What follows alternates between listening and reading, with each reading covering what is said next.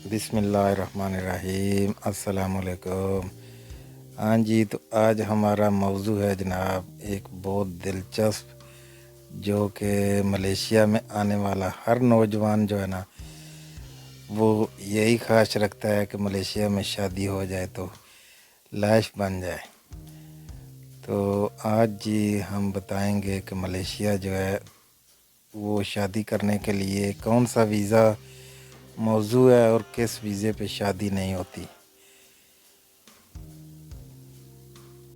Malaysia एक बहुत खूबसूरत मुल्क है जिसमें मौसम, फल, खुराक, हर चीज़ जो है ना वो बहुत अच्छी है और बाहर से आने वाले लोगों को बहुत पसंद है।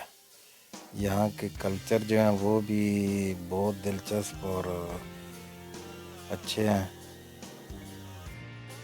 यहाँ के लोग भी बहुत मिलनसार हैं और पुरअमन मुल्क है, कोई लड़ाई झगड़ा भी ज़्यादा नहीं है। तो इसलिए यहाँ पर रहायश पजीर होना जो है ना वो किसी जन्नत से कम नहीं है। कारोबार के लिए भी बहुत अच्छा है, काम के लिए भी बहुत अच्छा है, हर तरह जो है ना ये मौजू मुल्क है। मौसम भी ना इतना सख्त है, ना इतनी सर्दी है और ना इतनी गर्मी है। बारिशें हों तो मौसम और सुहाना हो जाता है और गर्मी भी हो तो इतनी ज़्यादा गर्मी नहीं पड़ती, ज़्यादातर जो है बारिशें होती रहती हैं। मेजॉरिटी जो है वो इस्लाम है, तो इसलिए बाहर वाले जो ममालिक से लोग इधर आते हैं तो काफ़ी सारे लोगों ने इधर शादी जो है ना वो कर रखी है। तो शादी करना जो है इतना ज़्यादा मुश्किल भी नहीं है। हाँ जी, तो पहले हम डिस्कस करेंगे कि किस वीज़े पे शादी नहीं हो सकती। हाँ जी, वर्क वीज़ा कोई भी है ना, वो सर्विस सेक्टर का है या वो कंस्ट्रक्शन सेक्टर का है या वो फैक्ट्री वर्कर का है, कोई भी वीज़ा जो है ना वर्क वीज़ा, उस पे शादी नहीं हो सकती। शादी हो सकती है उस वीज़े पे जो कि आप किसी बिज़नेस वाले वीज़े पे आए हैं या आप स्टूडेंट वीज़े पे आए हैं या आप विज़िट वीज़े पे आए हैं, उस पे शादी हो सकती है। कोई भी जनरल वर्कर या कंस्ट्रक्शन का वर्कर, मकसद है कि जो वीज़ा है ना वर्क वीज़ा, उस पे बिल्कुल भी शादी नहीं हो सकती। क्योंकि कुछ लोग समझते हैं कि वर्क वीज़ा जो है उस पे शादी हो जाती है, रजिस्टर्ड नहीं होती। लेकिन हमारा ये एक्सपीरियंस है कि शादी जो है वो वर्क वीज़े पे नहीं होगी, क्योंकि जो भी अगर लड़की तैयार भी है, उसकी फैमिली भी राज़ी हो गई है, लेकिन फिर भी जब आप किसी इमाम मस्जिद के पास जाएंगे ना, तो वो बिल्कुल भी राज़ी नहीं होगा कि आपका निकाह करें। सारा सिस्टम जो है वो रूल्स एंड रेगुलेशन के मुताबिक होता है, उसके बाहर। क्योंकि अगर शादी करने वाला जो है वह पूरे प्रोसीजर सही तरीके से फॉलो नहीं करता तो वो बजाय फ़ायदे के नुकसान में जाएगी शादी। क्योंकि शादी होगी तो बच्चे भी होंगे, तो जब शादी रजिस्टर्ड नहीं होगी तो वो बच्चे जो हैं वो भी रजिस्टर्ड नहीं हो सकते। उन बच्चों को बाप का नाम नहीं मिल सकता जब तक निकाह जो है वो रजिस्टर्ड ना हो। तो इसलिए निकाह रजिस्टर्ड होगा तो बच्चों को भी नाम मिलेगा और बाप को भी जो है ना वो इस मुल्क में पहचान मिलेगी। उसका अपने जो उसके डॉक्यूमेंट्स हैं वो रजिस्टर्ड होंगे, उसका वीज़ा लगेगा बीवी के नाम का। वो कोई कारोबार करना चाहता है, जो भी कोई बिज़नेस करना चाहता है या किसी फैक्ट्री में काम करना चाहता है, जो भी करना चाहता है वो बीवी के नाम पे फिर जो है ना वो उसका वीज़ा लगेगा। और आगे प्रोसीजर होगा कि अगर वो अपना काम करना चाहता है तो उसे जो है ना वो اپنی کمپنی ایک بیوی کے نام کی رجسٹر کر کے تو اس کے نام کا جو ہے نا ویزا، وہ جو ورک ویزا ہے وہ اس کے نام کا ہو جائے گا اپنی کمپنی کا، کیونکہ کام کرنے کے لیے جو ہے نا وہ الگ جو ہے وہ سٹیمپ لگتی ہے۔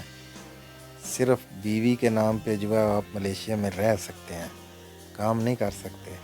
کام کرنے کے لیے پھر آپ کو سہارا لینا پڑے گا یا اپنی کمپنی کا، یا پھر کوئی ڈاکومنٹس وغیرہ کسی کمپنی کی فائل لے کے تو اس کے نام کا جو ہے وہ آپ کی ایک سٹیمپ لگے گی، تو پھر جو ہے آپ ملیشیا میں کام کر سکتے ہیں۔ تو یہ تو ہو گیا کہ نقصان کیا ہے اگر آپ رجسٹرڈ نہیں کرواتے تو اب دوسرا جو ہے وہ ہم بات کرتے ہیں، ڈسکس کرتے ہیں کہ کس ویزے پہ شادی ہو سکتی ہے۔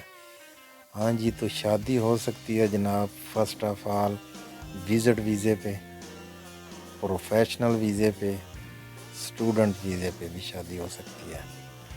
اس کا فائدہ یہ ہے کہ آپ اس ویزے پہ آپ کو جو ہے نا وہ سارا پروسیجر جو ہے وہ اسی ویزے پہ آپ کا شادی کا ہو جائے گا۔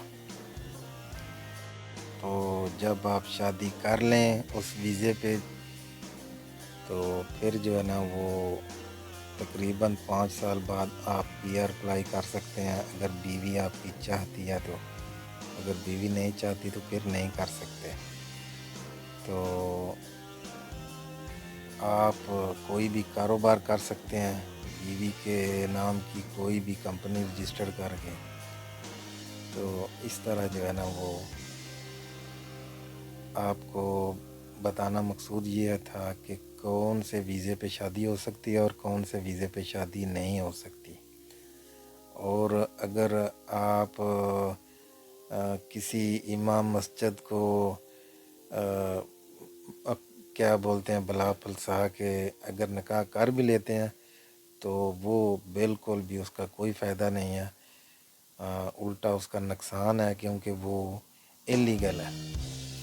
تو اس لیے یہ جو سارا سسٹم ہے نا، پروسیجر جو ہے شادی کا، اس کو فالو کرنے سے شادی کرنے کا جو ہے نا وہ فائدہ ہے، بعد میں کوئی جو ہے نا اس کا مسئلہ مسائل نہیں ہوتا۔ یہ تو ظاہر بات ہے کہ جو لوگ ادھر پہلے سے کام کر رہے ہیں ان کا کسی فیملی کے ساتھ تعلق بنا ہے، کوئی لڑکی جو ہے وہ ان کے ساتھ شادی کرنے کے لیے تیار ہوئی ہے تو پھر ہی وہ شادی کا پروگرام بنائیں گے نا۔ پاکستان میں بیٹھ کر تو یہ سب کچھ نہیں ہو سکتا۔ تو جو لوگ ادھر ورک ویزے پہ بیٹھے ہوئے ہیں اور لڑکی جو ہے وہ ان کے ساتھ شادی کرنے کے لیے تیار ہے، فیملی ساری راضی ہے، تو وہ جو ہے وہ یہ ورک ویزا ختم کر کے پاکستان میں جا کے کول پیریڈ جو بھی ہوتا ہے وہ پورا کر کے تو وزٹ ویزے پہ آ کے تو شادی کر سکتے ہیں۔